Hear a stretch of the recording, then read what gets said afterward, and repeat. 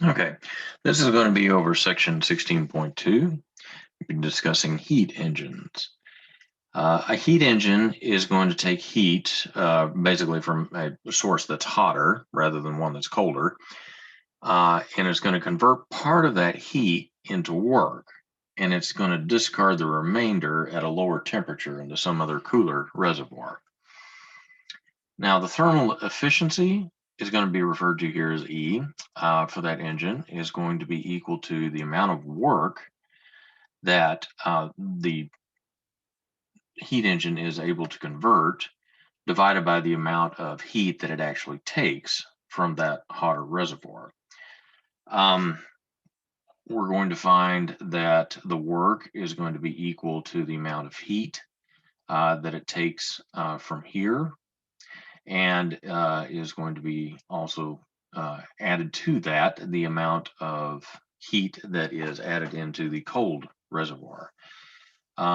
You will see this definition as we go through. And then another way to rearrange this formula is to say 1 minus the heat dumped into the cold reservoir divided by the heat that is borrowed from this reservoir. Your efficiency for in reality is never going to be 1. That would be ideal, but that's just simply not going to be attainable. The question is how close can we get? So what we are looking for is some sort of source of energy that we can use in order to be able to help us to do work. Um, the processes that supply this particular energy that is transferred is going to be called heat.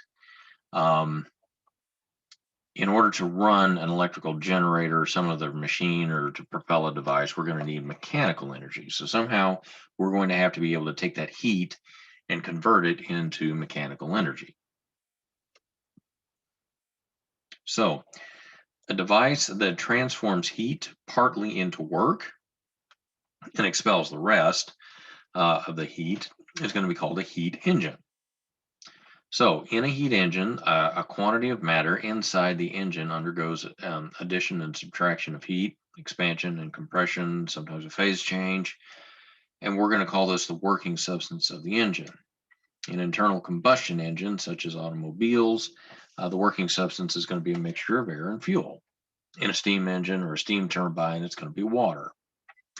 So the simplest kind of engine to analyze is going to be one in which the working substance undergoes some sort of cyclic process, a sequence of steps that eventually leaves the substance in the same state in which it started.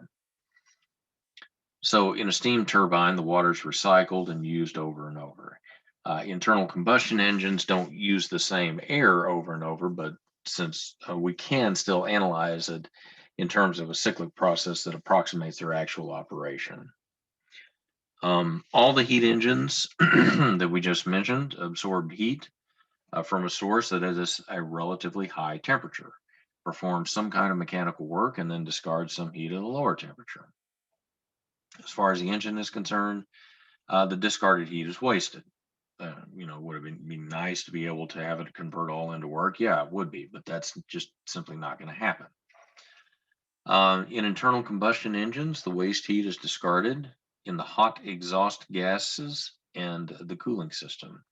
In a steam engine or steam turbine, the waste heat is the heat that must be taken out of the used system in order to condense or to recycle the water.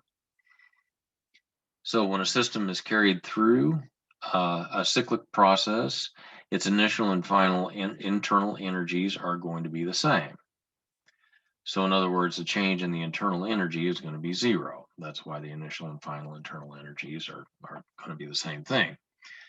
So for any cyclic process, the first law of thermodynamics requires that the change in internal energy is going to be 0, since the change in internal energy is defined as heat minus work, or the net heat flowing into the engine, and then the work done by the engine. Those two are going to end up being the same thing. So when we analyze heat engines, it helps to think of two objects in which the working substance of the engine can interact.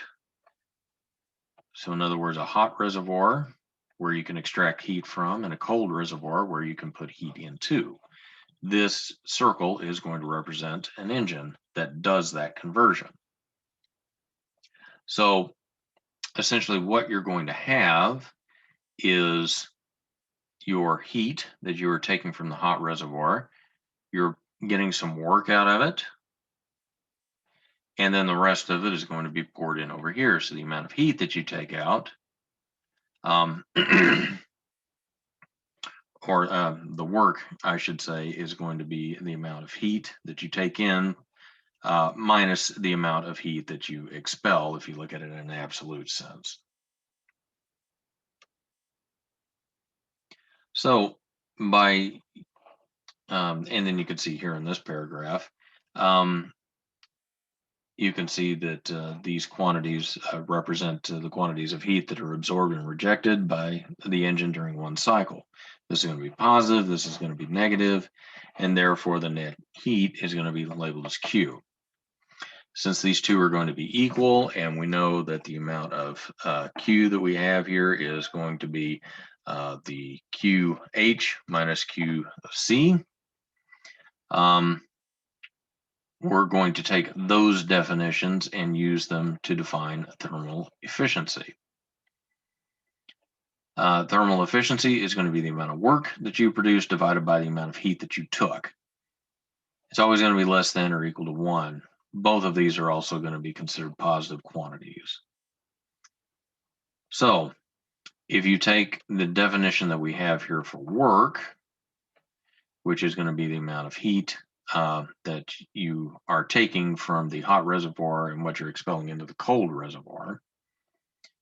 If you take that definition of it and put it here, but bear in mind that what we're actually doing is we're taking the absolute value of this and subtracting out the absolute value of that. This is more of includes more of a sign convention that you may or may not have encountered up to this point.